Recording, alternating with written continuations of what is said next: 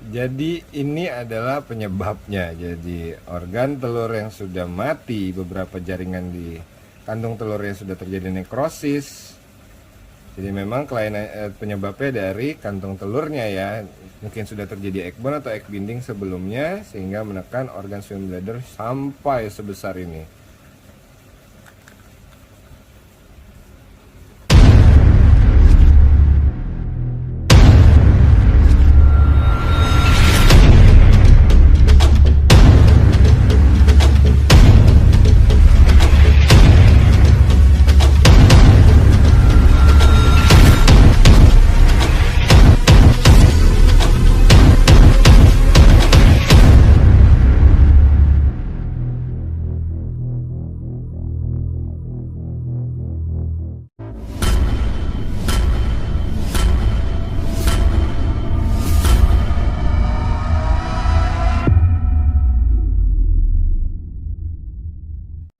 Sebelum kita mulai kontennya, jangan lupa support terus konten dari Demang Aquatic dengan cara like, share, subscribe, dan bunyikan loncengnya ya.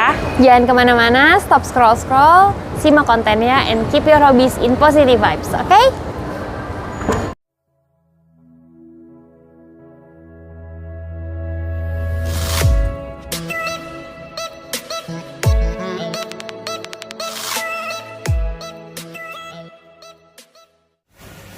Halo teman-teman Demang Aquatic, balik lagi bareng Dr. Dre.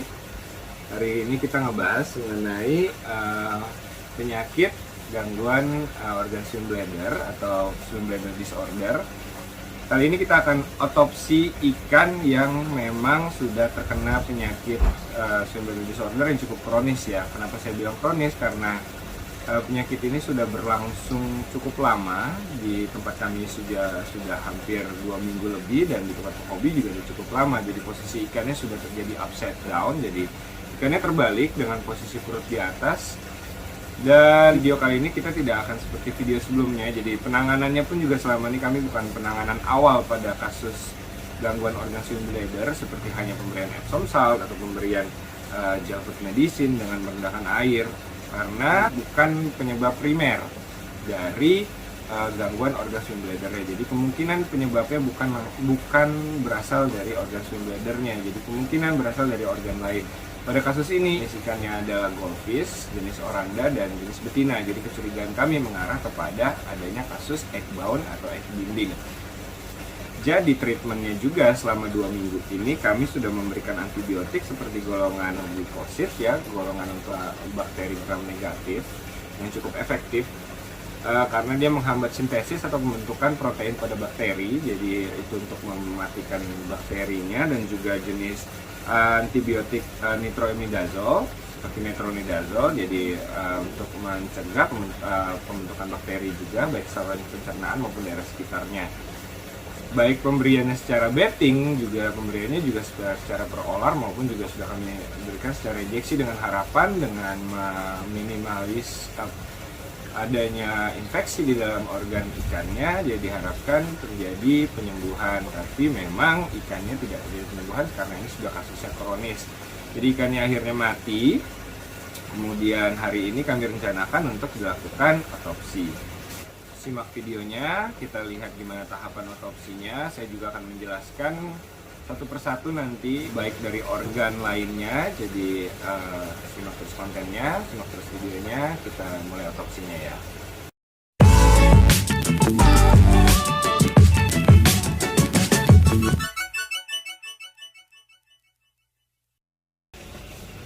Oke, kita periksa dulu bagian luar dari ikannya. Ini emang ikannya saat ini sudah mati ya. Di sini memang ada bagian sini, kalau kita lihat, ini bagian tempat si ikan yang bagian terpapar dengan udara. Memang sudah tanda-tanda infeksi atau inflamasinya sudah berkurang karena sudah kita terapi ya. Sebelumnya sudah sampai ke ekor di sini juga sudah merah sekali. Tapi masih ada sisa-sisa sedikit karena ini iritasi karena terpapar udara. Kemudian bagian ekornya juga terangkat. Ini karena adaptasi ikan terhadap posisi ikan. Karena saat itu airnya setinggi ini, jadi ekornya juga jadi berlipat ya. Kemudian juga kalau kita coba palpasi, kita pegang, keras, sangat keras sekali. Harusnya tidak sekeras ini, tapi di bagian bawahnya cukup lembut. Jadi kemungkinan sudah ada infeksi di daerah organ internalnya, dan ini posisi telur ya. Oke, sekarang kita coba buka.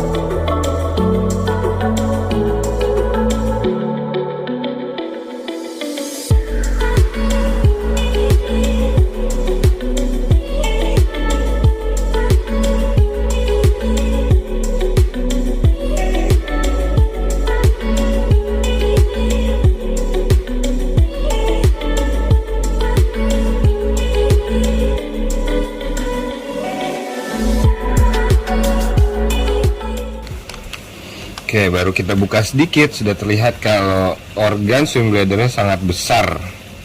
Di sini ini terisi gas yang mungkin terjebak di dalam organ swim bladder dan tidak bisa keluar. Ini yang membuat ikan jadi posisinya jadi terbalik ya, karena penuhnya gas di sini membuat posisi ikan jadi harus di atas.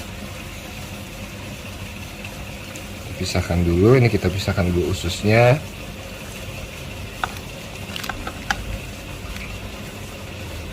Ini jantungnya ya, yang belum pernah lihat jantung ikan nih.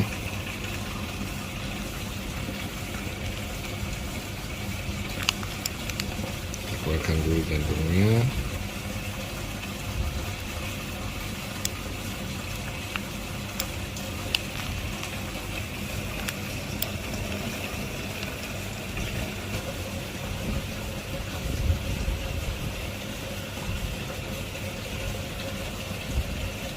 Oke, kita pisahkan dulu. Ini empedunya, jelas ya, warna hijau.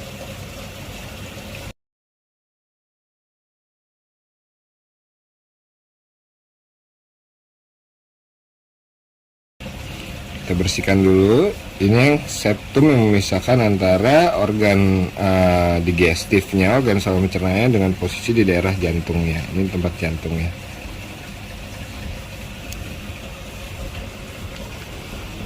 Bisa dilihat di sini. Ini adalah usus ikan dan ukurannya cukup sangat besar, sudah terjadi dilatasi dari saluran pencernaannya. Jadi ini juga menyebabkan ikan mungkin asalnya sudah terjadi obstruksi di saluran pencernaannya dengan ukuran usus yang sangat besar seperti ini.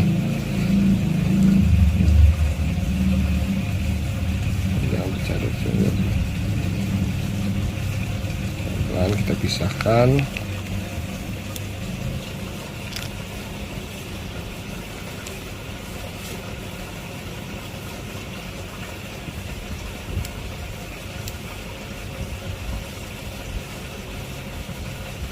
Oke, ususnya sudah dikeluarkan. Sebelum kita masuk ke swim bladder, kita bisa lihat ini adalah kantong telurnya. Oke.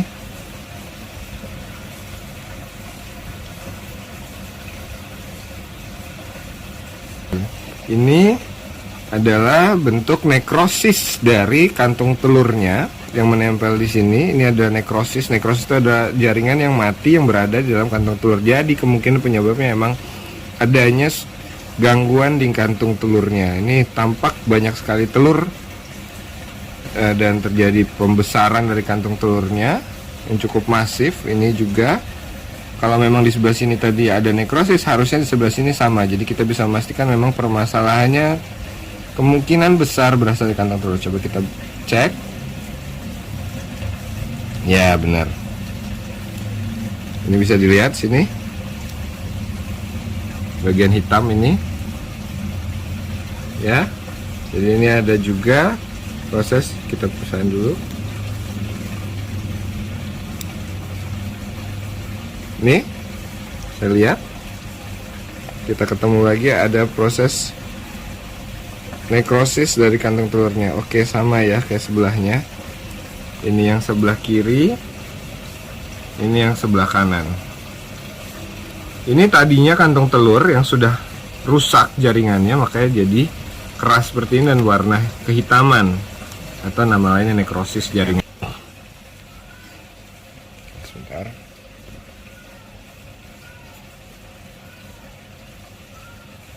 Kita bersihkan dulu, kita pisahkan dulu kantong telurnya.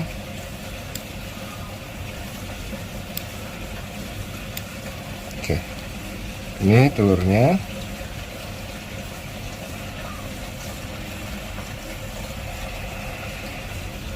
Sudah tersisa. Nah, kantung telur tadilah yang menekan organ swim bladdernya, yang akhirnya membuat gangguan pertukaran gas, baik gas yang masuk maupun juga gas yang keluar, yang tugasnya menyeimbangkan organ swim bladder ini. Kita lihat, ini sepertinya bagian posterior atau bagian belakang dari kantong renangnya. Coba kita cek bagian depannya.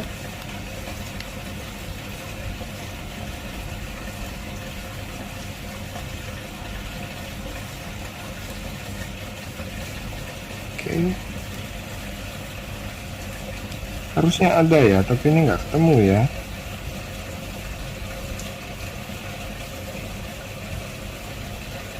Karena ini ada sambungannya yang menyambungkan antara posterior dan anterior. Ini bisa dilihat sini, sebentar saya balik dulu. Nih. Ini salurannya menyambungkan antara posterior dan anterior, tapi sepertinya bagian anteriornya sudah kolaps ya. Sudah kolaps, maksudnya sudah tidak ada lagi karena prosesnya sudah cukup kronis. Oke, kita keluarkan. Ini kantong swim bladdernya besar sekali ya. Sekarang coba kita cek, kita bersihin dulu ini. Bersihin lagi, kita keringkan lagi. Nih, sisa dari telurnya.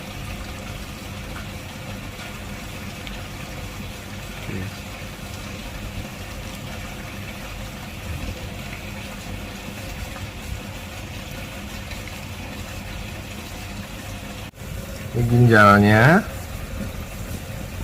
Kalau aku dari lihat secara makroskopis ya, bentuknya sudah tidak jelas lagi. Ini sudah lumayan hancur. Nih bentuknya, jadi kita nggak tahu lagi mana yang atas, mana yang bawah. Jadi emang warnanya juga sudah pucat. Kita keringkan lagi.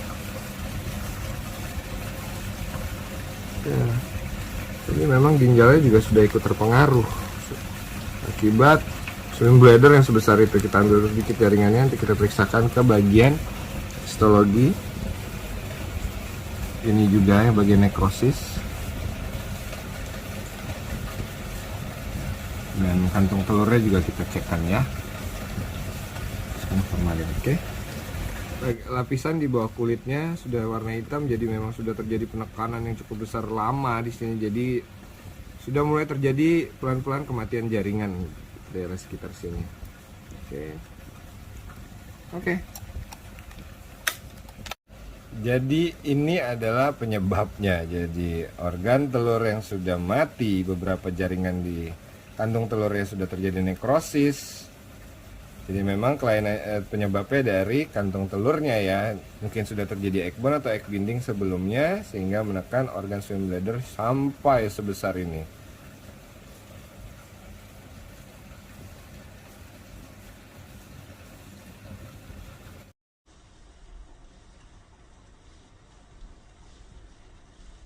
Oke, setelah melalui berbagai rangkaian pemeriksaan serta pembedahan, kita otopsi ikannya, kemudian kita juga ambil beberapa organ sampelnya untuk kita periksakan secara histologi maupun patologi, baik untuk juga kita kultur. kesimpulannya bahwa gangguan renang yang membuat ikan jadi upside down ya, jadi posisinya terbalik pada kasus ini adalah penyebabnya berasal dari egg bound atau egg binding atau telur yang berada di dalam perut ikan yang tidak bisa dikeluarkan oleh si ikan. Egg bound atau egg binding adalah suatu keadaan di mana ikan tidak mampu untuk mengeluarkan telurnya secara manual. Keadaan yang membuat ikan tidak bisa mengeluarkan telurnya secara manual ada dua hal. Yang pertama adalah faktor eksternal. Faktor eksternal itu seperti lingkungan, parameter air yang tidak baik seperti pH, kemudian dan lain-lain. Kemudian juga suhu yang terlalu dingin juga membuat ikan juga tidak nyaman. Kemudian juga selain parameter air juga kondisi lingkungan, terlalu padatnya populasi ikan yang berada di dalam satu tempat, kemudian juga keadaan dari tempat ekosistemnya sendiri, misalnya tidak ada tempat ikan untuk berlindung, seperti contohnya di akuarium atau di tank atau di fiber atau dimanapun ikan tidak mampu untuk mencari tempat untuk mereka merasa nyaman untuk bertelur atau tempat bersembunyi. Nah, hal itulah yang menyebabkan ikan secara otomatis hormonnya menghambat untuk mengeluarkan telur. Jadi secara fisiologis atau secara normal telur akan kembali diserap oleh tubuh untuk menjadi nutrisi, dialihkan sebagai nutrisi untuk keperluan yang lain. Oke, namun jadi kalau ikan tidak bisa bertelur untuk 1 atau 2 kali masa reproduksinya aktif, itu nggak masalah.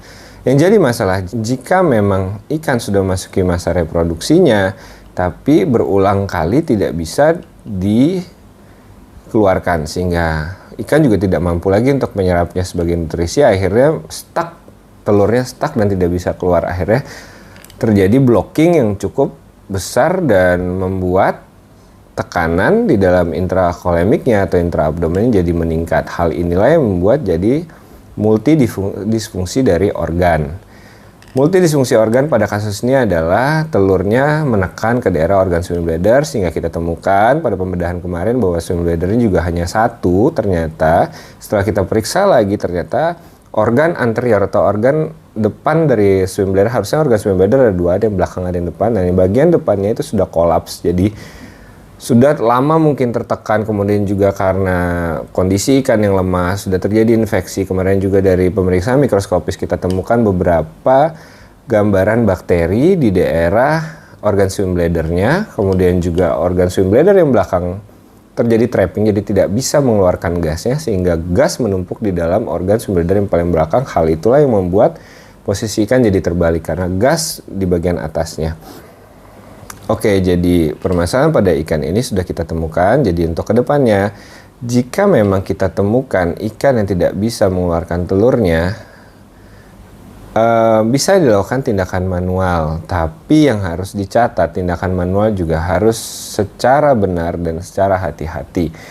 Saya harapkan dari video autopsi ini kita sama-sama bisa tahu di mana letak si organ telur, di mana letak usus, di mana letak organ-organ yang lain, sehingga saat kita melakukan pemijahan atau membantu mengeluarkan telur secara manual, kita bisa tahu daerah mana yang akan kita lakukan pemijatan sehingga tidak menyebabkan kerusakan organ yang lainnya. Yang paling benar dilakukan di daerah di atas dari si organ dari organ reproduksinya, bukan di bagian bawahnya, karena di bawahnya itu adalah kulit yang sangat tipis, lapisan otot dan lemaknya sangat tipis, jadi sangat beresiko untuk mencederai dari ususnya. Bagaimana cara pencegahannya? Pertama adalah selalu kenali gender atau jenis kelamin dari ikan yang kita pelihara. Apakah dia betina, apakah dia jantan. Jika dia betina, kita selalu awasi kapan dia akan terjadi masa reproduksi. Oke, jika memang ikan difasilitasi oleh tempat yang cukup baik untuk dia melakukan spawning atau mengeluarkan telurnya. Dan yang kedua, pastikan juga parameter air yang selalu sehat sehingga ikan juga merasa nyaman untuk mengeluarkan telurnya. Yang ketiga, ini cukup ekspensif tapi juga cukup membantu sebenarnya dengan pemberian hormon seperti Ovaprim juga sangat membantu. Jadi ikan dirangsang hormonnya untuk segera merilis dari telurnya. Kemudian yang keempat, hal yang paling terakhir bisa kita lakukan adalah mencoba untuk melakukan massage secara gentle di daerah di atas organ reproduksinya untuk membantu ikan secara rileks mengeluarkan telur yang berada di dalam tubuhnya. Kemudian di kantung telurnya juga kemarin juga sempat kita temukan adanya nekrosis. Ini membuktikan bahwa sumbatan atau kasus egg bound atau egg binding yang telur tidak bisa dikeluarkan ini sudah terjadi cukup lama pada ikan ini. Jadi sehingga menyebabkan beberapa kematian jaringan dari si organ telurnya tadi. Jaringan mati yang berada di dalam tubuh ikan inilah yang mengundang berbagai patogen untuk masuk. Jadi sudah ikan terjadi egg boundnya menekan daerah organ swim bladder, kemudian juga ditambah dengan adanya jaringan nekrotik atau jaringan mati menyebabkan patogen sangat gampang untuk menginvasi dari si tubuh ikan. Jadi ikan akan semakin stres dan akhirnya itulah yang membuat ikan jadi mati. Oke, sekian video otopsi kita mengenai ikan swim bladder hari ini. Semoga bermanfaat. Jika bermanfaat, silahkan sharing ke teman-teman terdekat, ke para penghobi-penghobi terdekat. Kemudian, seperti kata Dr. Noy, jangan lupa untuk selalu subscribe dan bunyikan loncengnya. Oke, bye-bye.